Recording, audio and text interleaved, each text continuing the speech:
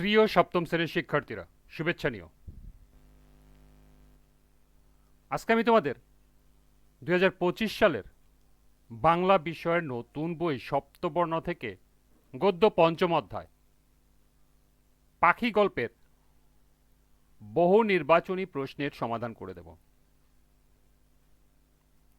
প্রথমে তোমাদের বলবো, যারা আমার চ্যানেলটি সাবস্ক্রাইব করো নাই তারা আমার চ্যানেলটি সাবস্ক্রাইব করবে এবং আমার সাথে থাকবে। তাহলে চলো আমরা ক্লাস শুরু করি। পাখি গল্পের বহু নির্বাচনী প্রশ্ন। লক্ষ্য করো, পাঠ্য বইতে 4টি বহু নির্বাচনী প্রশ্ন দেয়া আছে। প্রথমে আমরা এই 4টি বহু নির্বাচনী প্রশ্নের সমাধান দেখব, এরপর আরো সম্ভাব্য কিছু বহু নির্বাচনী প্রশ্ন দেখব।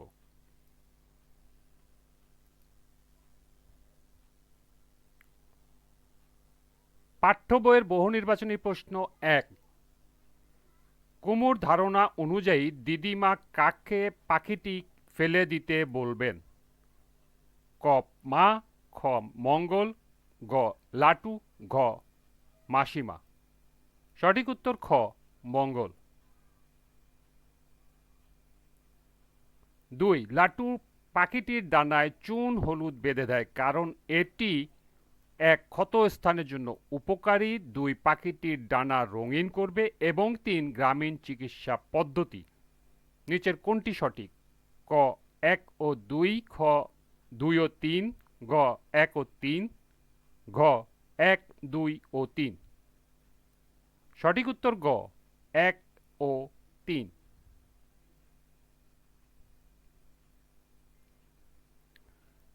নিচের উদ্দীপকটি পড়ে 3 ও 4 নম্বর প্রশ্নের উত্তর দাও। কবুতর পোষার জন্য শখ কামালের। শুরুতে একজোড়া কবুতর সে খাঁচাতেই পুষত। বলতে গেলে একসময় এটা নেশায় দাঁড়িয়ে যায়, তাই কবুতরের আরামদায়ক বসবাসের জন্য কাঠের খোপ বানিয়ে দেয়ালে টানিয়ে দিয়েছে কামাল। এখন তার 5 জোড়া কবুতর। 3 নম্বর উদ্দীপক। উদ্দীপকে পাখি গল্পের কোন দিকটি ফুটে উঠেছে?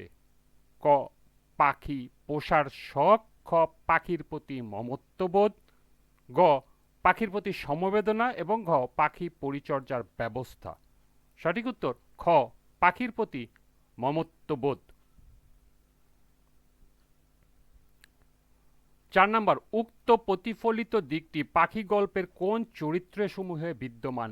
1 মা দিদিমা, 2 হলো কুমু লাটু, 3 হলো লাটু দিদিমা। নিচের কোনটি সঠিক? ক 1 ও 2, খ 2 ও 3, গ 1 ও 3 এবং ঘ 1, 2 ও 3। সঠিক উত্তর খ 2 ও 3। এই ছিল পাঠ্য বইয়ের 4টি বহু নির্বাচনী প্রশ্ন এবং এর সমাধান। এবার সম্ভাব্য কিছু বহু নির্বাচনী প্রশ্ন 5। বিঘত অর্থ কি?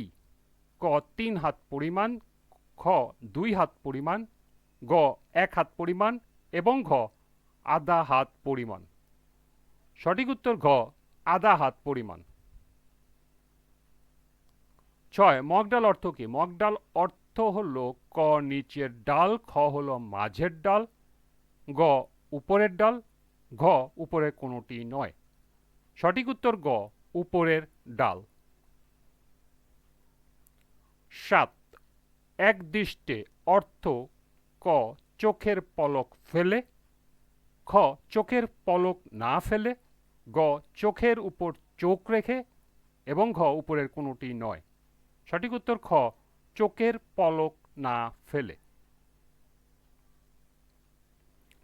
8 আন্দামান অর্থ কি?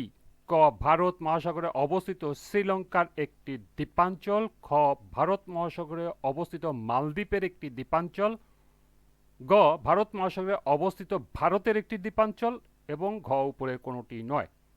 সঠিক উত্তর গ ভারত মহাসাগরে অবস্থিত ভারতের একটি দ্বীপাঞ্চল। 9 কার সহযোগিতায় কুমু পাখিটিকে দ্রুত সুস্থ হয়ে উঠতে সাহায্য করে? ক মা, খ মঙ্গল, গ লাটু, ঘ মাসিমা। সঠিক উত্তর গ লাটু। 10 পাখি গল্পটির পাঠের উদ্দেশ্য ক পশুদের প্রতি শিক্ষার্থীদের মমত্ববোধ জাগিয়ে তোলা, খ পাখিদের প্রতি শিক্ষার্থীদের মমত্ববোধ জাগিয়ে তোলা, গ পতঙ্গদের প্রতি শিক্ষার্থীদের মমত্ববোধ জাগিয়ে তোলা এবং ঘ প্রাণীদের প্রতি শিক্ষার্থীদের মমত্ববোধ জাগিয়ে তোলা। সঠিক উত্তর ঘ প্রাণীদের প্রতি শিক্ষার্থীদের মমত্ববোধ জাগিয়ে তোলা। 11 কাকে দেখে কুমুর গলার ভিতরে টনটন করতে থাকে? ক মা, খ মঙ্গল, গ লাটু, ঘ গুলিবিদ্ধ পাখি। সঠিক উত্তর ঘ গুলিবিদ্ধ পাখি। 12 বুনো হাঁসটার কথা শুনে কে অবাক হয়? ক মা, খ দিম্মা, খ লাটু, ঘ মাসিমা। সঠিক উত্তর খ দিম্মা। 13 বুনো হাঁসটার চোখ দুটো কিসের মতো? ক কালো মকমল, খ সাদা মকমল, গ সবুজ মকমল, ঘ উপরে কোনোটি নয়। সঠিক উত্তর ক কালো মকমল। 14 বুনো হাঁসটার কোথায় গুলি লেগেছিল? ক পায়ে, খ মাথায়, গ পেটে এবং ঘ ডানায়। সঠিক উত্তর ঘ ডানায়।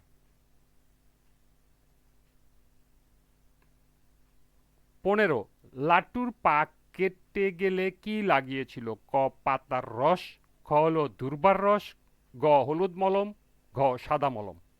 সঠিক উত্তর গ হলুদ মলম। 16 লাটুর এয়ারগান না থাকায় কে খুশি হয়েছে? ক মা, খ দিম্মা, খ গুমু এবং ঘ মাসিমা। সঠিক উত্তর গ কুমু।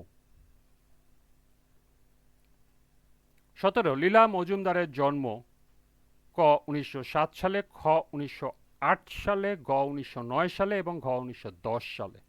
সঠিক উত্তর খ 1908 সালে। 18 লীলা মজুমদারের মৃত্যু ক 2004 সালে, খ 2005 সালে, গ 2006 সালে, ঘ 2007 সালে। সঠিক উত্তর ঘ 2007 সালে। 19 পাখি গল্পটি লীলা মজুমদারের গল্প সংকলন থেকে সংগ্রহ করা হয়েছে। ক গুপির গুপ্তখাতা, খ দিন দুপুরে, গ চিরকালের সেরা, ঘ হলদে পাখির পালক।